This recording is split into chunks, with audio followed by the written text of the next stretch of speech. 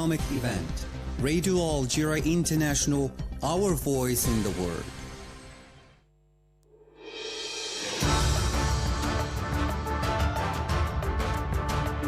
This is the English service of Radio Algeria International.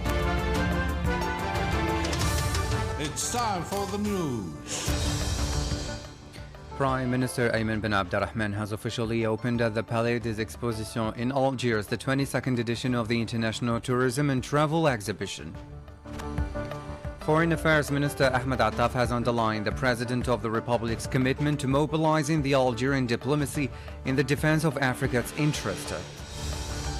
Algeria's support for the Sahrawi cause has been reiterated at the United Nations against a Moroccan repetitive carried away by ridicule. And Burkina Faso's transitional government has claimed to have foiled an attempted coup d'etat the previous day, almost a year after Captain Ibrahim Traoré came to power. Hello and welcome to Radio Algeria International. I'm Jamal Samani. The President of the Republic, Abdelmajid Tebboune, has sent a condolence message to the Iraqi President Abdelatif Jamal Rashid following the fire that broke out in northern Iraq, claiming several lives, said a press release from the Presidency of the Republic.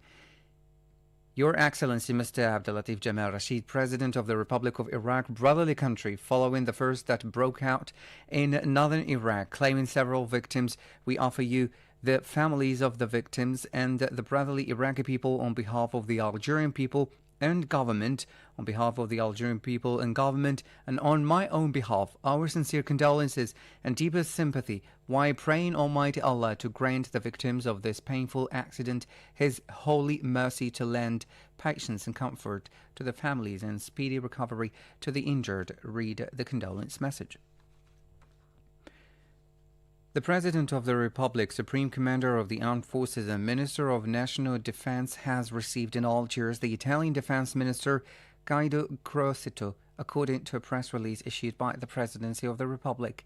The meeting took place in the presence of the Chief of Staff of the National People's Army, Army General Serge Ngriha, the Director of Cabinet at the Presidency of the Republic, Nadir Larbawi, and the Advisor to the President of the Republic in charge of Defense and Security Affairs, Boumediene Benatou.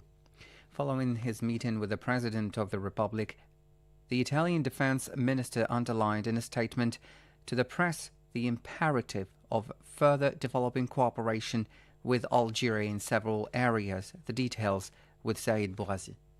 The Italian Defense Minister Guido Crosetto said the meeting with the President of the Republic was friendly and fruitful, during which they stressed the need to further develop cooperation between Italy and Algeria with the aim of establishing stability in the Mediterranean basin as well as in the Sahel region. We are also working to develop cooperation between the two countries in the field of industry, he added, affirming that Italy is convinced that Algeria is a strategic partner in Africa. To ensure greater stability on the African continent in the coming months, we will be working to draw up an action plan to address the challenges facing our two countries, he continued. The Italian minister said that the two countries have agreed to develop cooperation between the Algerian and Italian military institutions, adding that the main objective is to achieve economic development and stability in Africa and the Mediterranean region, as well as the fight against terrorism. We are also in Algeria to consecrate the Mattei Plan for the Development of Africa, drawn up by the President of the Italian Council of Ministers, Giorgia Meloni, he added. Finally, Guido Crosetto said that he had conveyed to President Tebboune the greetings of the Italian President Sergio Mattarella and Mrs. Meloni. The Chief of Staff of the National People's Army, Army General Serge Ngriha, has also met with the visiting Italian Defense Minister Guido Crosetto. During the meeting, the two parties reviewed the areas of military cooperation between the armies of the two countries and the means of developing and strengthening coordination on the issues of common concern, thus reflecting the depth of the historic relations linking the two friendly countries. In addition, they discussed the security challenges facing the Mediterranean and exchanged views on various topical issues. Speaking following the meeting, Mr. Ngriha said, على الصعيد التعاون الثنائي As far as bilateral cooperation is concerned, we can say that our military cooperation is excellent in view of the considerable achievement made by both institutions characterized by the diversification of their areas of cooperation, in spite of mutual understanding and firm determination to develop and promote bilateral relations to the level they deserve in order to serve of both countries and achieve the aspiration of both friendly peoples. In this regard, I would like to reiterate our full readiness to work to consolidate bilateral cooperation agenda, which is not only an option, but also a requirement dictated by the current change and the context of insecurity that characterize our region and which oblige us to join efforts to pacify the countries suffering the repercussions of conflicts and help them regain the stability and security. Prime Minister Ayman bin Abdulrahman has officially opened at the Palais des Expositions here in Algiers the 22nd edition of the International Tourism and Travel Exhibition. Mr. Ayman bin Abdulrahman was accompanied by members of the government as well as members of the diplomatic corps accredited to Algeria. The International Tourism and Travel Exhibition is an opportunity to promote Algeria as a destination, especially as this year's event coincides with the start of the Saharan tourism season, which runs from October to May. Mr. bin Abdulrahman chaired Wednesday a government meeting devoted to the sectors of finance, vocational training and education, youth and sport, and agriculture. Said Boughazi has the details. In the area of finance, the government examined the preliminary draft law on budget regulations for the 2021 financial year presented by the Minister of Finance. The draft text is part of the implementation of the constitutional provisions enshrining legislative control over the executive. It will make it possible to provide high-quality information to all stakeholders and to report on the use of voted budget appropriations and the implementation of the Finance Act for the year and the amending Finance Act for the same year. The Finance Minister also presented a draft executive decree setting out the conditions and procedures for the destruction by the Customs Administration of seized, confiscated or abandoned goods. Its aim is to safeguard the interests of all parties and to enhance transparency in the management and handling of this category of goods. In the field of vocational training and education, the Minister of Vocational Training and Education presented a paper on the forthcoming start of the vocational training year. The communication covered preparations for the next 2 sessions of vocational training and education, notably with regard to the timetable of activities, training offers, supervision, and financial resources. In the field of youth and sports, the government heard the communication from the Minister of Youth and Sports on the preparation of elite and high-level athletes for the Paris 2024 Olympic and Paralympic Games. Finally, in agriculture, the Minister of Agriculture and Rural Development gave a presentation on the progress of the rehabilitation, extension and development of the Green Dam. This strategic project of national importance aims to preserve the national ecosystem in its ecological, environmental and socio-economic dimensions through programs to protect and strengthen resources and improve the quality of life of the local population, and is part of a sustainable development perspective creating wealth and jobs. The Minister of Foreign Affairs and the National Community Abroad, Ahmed Attaf, has underlined in Algiers the commitment of the President of the Republic to mobilize the Algerian diplomacy in defense of the causes, interests and priorities of the African continent, particularly during Algeria's forthcoming term in the Security Council. Ahmed Attaf was addressing the African diplomats accredited in Algeria who took part in the closing ceremony of the first training session organized by the Institute of Diplomacy and International Relations for the benefit of African diplomats accredited in Algeria. In his speech, the Minister of Foreign Affairs affirmed the President of the Republic's commitment to making Algeria's next term at the Security Council a platform for the African continent and a megaphone for solidarity, cooperation and mutual aid between African countries and peoples. حرص رئيس الجمهورية على تجنيد The President of the Republic pledged to mobilize Algerian diplomacy in defense of the causes, interests and priorities of the African continent, particularly on the occasion of the next mandate of Algeria in the Security Council. The President pledged also to make the next mandate of Algeria in the Security Council a major platform for the African continent and the voice of solidarity, cooperation and mutual assistance among African countries. The President of the Republic is aware of the common destiny that unite us in facing the challenges that await us both geopolitically and in its security, social, economic and environmental dimensions. والاجتماعية والبيئية. As you followed in our top stories, Algeria's permanent representative to the United Nations in New York, Ambassador Ammar Benjama, has exercised his right to reply and reacted with supporting arguments to the spurious Moroccan allegations made in the speech by the permanent representative of the Kingdom of Morocco at the general debate of the 78th session of the UN General Assembly.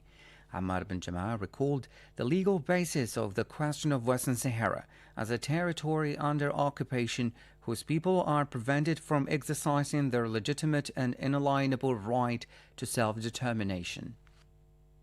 L'Algérie, c'est donc son devoir et c'est aussi son honneur. Algeria has the duty and also the honor to always defend the liberation struggle of numerous African peoples under colonial domination, and numerous of these countries are within this hemicycle. As for the answer of the accusation of terrorism against the Polisario Front, on this point I say that the liberation movement throughout history have been always accused of terrorism because all the hegemonic powers that have always tried to demonize the resistors and the activists of freedom, and this accusation do not convince the United Nations Secretary General, who has just received once again the Secretary General of the Polisario Front, Brahim Ghali, only 10 days ago. Il y a une dizaine de jours. He reminded the General Assembly that the question of Western Sahara is treated by the UN as a decolonization issue and will remain so until the full implementation of Resolution 1514 and the completion of the decolonization process of this territory. The permanent representative of Algeria also recalled the undeniable historical fact that Morocco, which today claims to have the territory of Western Sahara, had agreed at the beginning of its occupation to share this territory with Mauritania. Mr. Benjama pointed out that the agreement recording this sharing does exist and is even registered with the UN.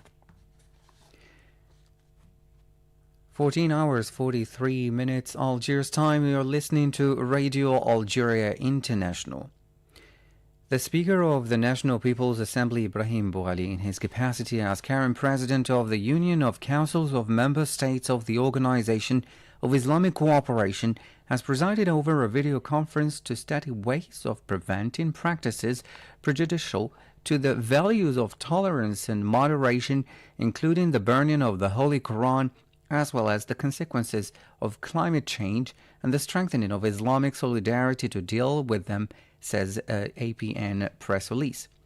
With regard to the burning of the Holy Quran, the presidents of the parliaments of the Union of Councils of Member States of the Organization of Islamic Cooperation strongly condemned the continuing acts of burning and shredding of the Holy Quran in certain Western countries, calling these acts a crime and a grave offense against Muslims around the world. Underlining that these despicable acts have nothing to do with freedom of expression, the presidents of the Union's parliaments affirmed that the crimes of burning the Holy Quran are a challenge to Muslims, an attack on their feelings, and an incitement to hatred. Burkina Faso's transitional government claimed on Wednesday evening to have foiled an attempted coup d'etat the previous day, almost a year after Captain Ibrahim Traoré came to power in a putsch. In a statement broadcast on national television, the government informs public opinion that a proven coup attempt was foiled on September 26, 2023 by Burkina Faso's intelligence and security services. At present, officers and other alleged actors involved in this destabilization attempt have been arrested and others are being actively sought, continues the government, which deplores the fact that the perpetrators of this attempted putsch had the dark intention of attacking the institutions of the public and plunging the country into chaos. Now, the French ambassador to Niger, whose departure has been demanded by Niamey's military rulers since last August, arrived in Paris on Wednesday at the end of a long standoff between the two countries. More with Saïd Bouhazi. On Sunday evening, French President Emmanuel Macron announced Sylvain Itté's return to Paris within the next few hours. Niger's military had demanded the French diplomat's departure and stripped him of his diplomatic immunity and visa, but Paris had so far refused to recall him. Since the coup d'etat, France has argued that it does not recognize the legitimacy of the ruling military and that its interlocutor remains the overthrown President Mohamed Bazoum. On Wednesday, Emmanuel Macron reaffirmed his support for Mohamed Bazoum during a meeting with Hassoumi Massaoudou, the foreign minister of the overthrown government, reported the Élysée Palace. Macron underlined France's determination to pursue its efforts with the heads of state of ECOWAS and its European and international partners for a return to constitutional order in Niger, according to the French presidency. Emmanuel Macron also announced on Sunday that the 1,500 French troops deployed in Niger to support the anti-terrorist fight would leave the country by the end of the year, another request from the Niamey regime. He noted that Niger's de facto authorities no longer want to fight against terrorism. The military, who celebrated this announcement as a new step towards Niger's sovereignty, hoped that the withdrawal would take place in a negotiated framework and by mutual agreement. In the Middle East, fire Zionist occupation forces today attacked Palestinian children and women celebrating Prophet Muhammad's birthday in occupied East al-Quds. Local sources said the occupation forces beat up and detained an 8-year-old child and pushed and kicked women and girls hanging at Damascus Gate, one of the main gates to Old City, where they were celebrating the Prophet's birthday. The occupation police also did not allow the Palestinian scouts and bands to march in the city streets, as the tradition has been for years on the occasion of the Prophet's birthday. A United Nations body has criticized France's ban on its athletes wearing the hijab at next year's Summer Olympics. Asked about the decision to ban French athletes from wearing the hijab at the Paris Games, a spokesperson for the UN Human Rights Office said no one should impose on a woman what she needs to wear or not wear. Spokesperson for the office, Marta Hurtado, said according to international human rights standards, restrictions of expressions of religious or beliefs such as attire choices are only acceptable under really specific circumstances that address legitimate concerns for public safety, public order, or public health or morals in a necessary and proportionate fashion. The comments come days after French sports minister said French athletes would be barred from wearing a hijab during the Olympics to respect principles of secularism. Paris will hold the Summer Olympics from the 26th of July to the 11th of August. The Minister of Religious Affairs, Youssef Belmehdi, presided over the official Mawlid al-Nabawi al-Sharif ceremony at the Imam Nafi ibn Abdurrahman Mosque in the southern province of Bashar. On this occasion, the mosque's imam highlighted the importance of this religious event, the birth of the Prophet Muhammad, and the spiritual benefits of celebrating his birth. On this occasion, here's a program on the life of the Prophet of Islam, Muhammad, peace and blessings be upon him.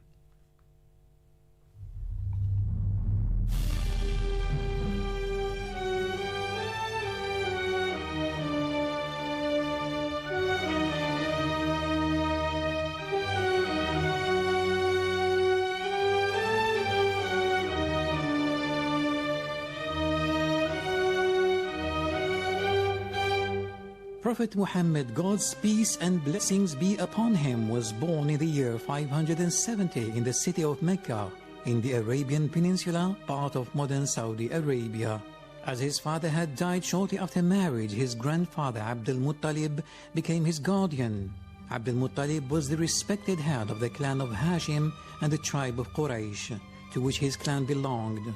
With the Quraysh being the biggest and most influential tribe in Mecca, Abdul Muttalib was seen as the master of all of Mecca. The Quraysh had a special status in Mecca because they used to be in charge of the sacred Kaaba. The Holy Quran tells us that this holy edifice was built by Prophets Abraham and his son Ismail. The Prophet was only about 5 to 6 years old when he lost his mother. Orphan Muhammad then lost his grandfather and custodian Abdul Muttalib at the age of 8. Now one of Abdul Muttalib's sons, Abu Talib, became the guardian of his orphan nephew.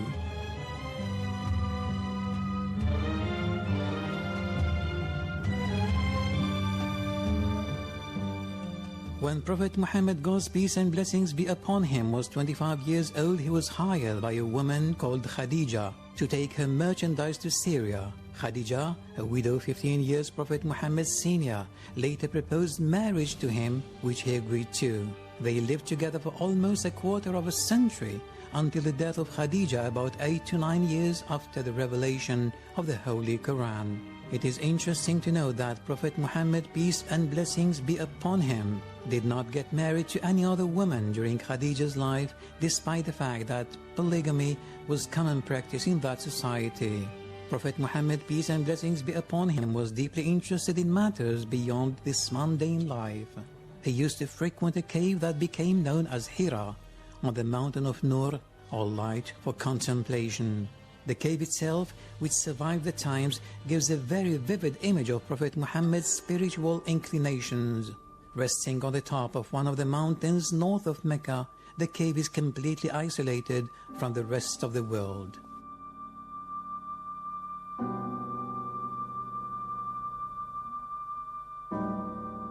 It was in that cave in 610, at the age of 40, that Prophet Muhammad, peace and blessings be upon him, received from Allah the first verses of the Holy Quran. Then and there, history changed. The Quran continued to be revealed in fragments to Prophet Muhammad over the following 22 years. The last words of the book were revealed to the Prophet shortly before his death in 632. In the first 2 to 3 years after the revelation, the Prophet preached Islam secretly to individuals whom he trusted. When he started calling people to Islam publicly, the new religion gradually attracted more people, but not surprisingly, also increasing hostility from the idol-worshipping population of Mecca. The Prophet was subjected to harassment and abuse. However, armed with patience, resilience and determination, and protected by his uncle Abu Talib and the clan of Hashim, the Prophet was able to carry on preaching the new faith to people.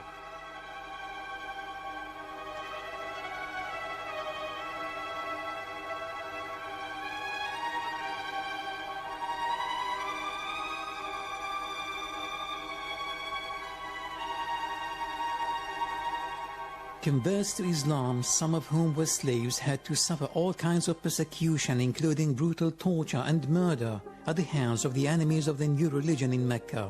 In 614, the Prophet had to instruct a group of Muslims to escape the persecution to Abyssinia, present-day Ethiopia, and seek the protection of its just Christian king.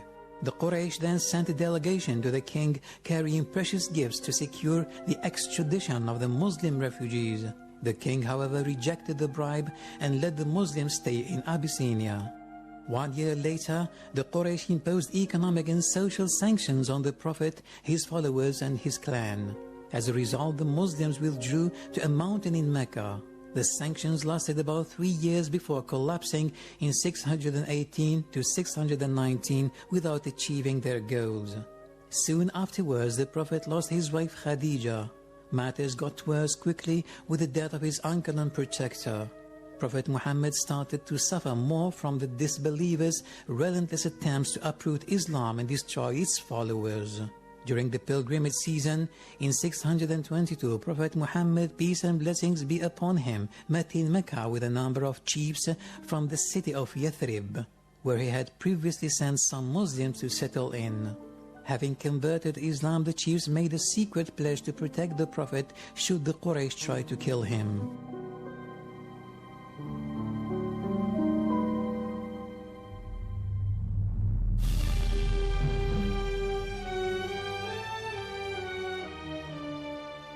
In September 622, after secret negotiations over the previous 2 years, he settled in the area of Medina, 200 miles to the north, where 70 of his followers had already gone.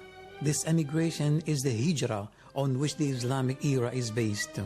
The Arab clans of Medina mostly acknowledged Muhammad's prophethood and entered into association with him and the immigrants from Mecca. At first, the immigrants depended on Medinese hospitality, but soon small groups of them began to attend raids on Meccan caravans. Later, the Muslims of Medina also joined in. At first, the raids had little success, but in March 624, a larger band of just over 300, led by Muhammad himself, defeated the supporting force of perhaps 800 Meccans with heavy losses. This was a serious blow to Meccan reputation, and the Muslims felt that God was defending Muhammad, peace and blessings be upon him.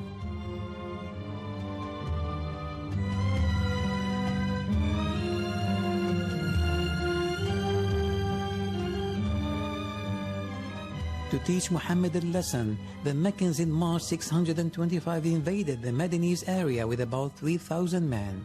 Many Muslims were killed before they could regain the safety of the hill. Militarily, this was not a serious loss from Muhammad, since the Meccans had also suffered casualties and retreated immediately. The next major event was the siege of Medina by 10,000 Meccans and allies in April 627. Muhammad protected the central part of the area by a trench that tricked the cavalry. After 2 weeks, Meccans and their allies retreated. In March 628, the Meccans settled the Treaty of Al-Hudaybiyah with him. The treaty was a triumph for Prophet Muhammad and his followers.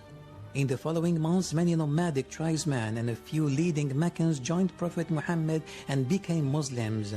When the treaty was criticized in January 630, Prophet Muhammad was able to march on Mecca with 10,000 men. The Muslims entered Mecca in triumph. 2 weeks later, 2,000 joined the Muslim army in opposing a concentration of tribesmen east of Mecca and shared in the victory of Hunayn.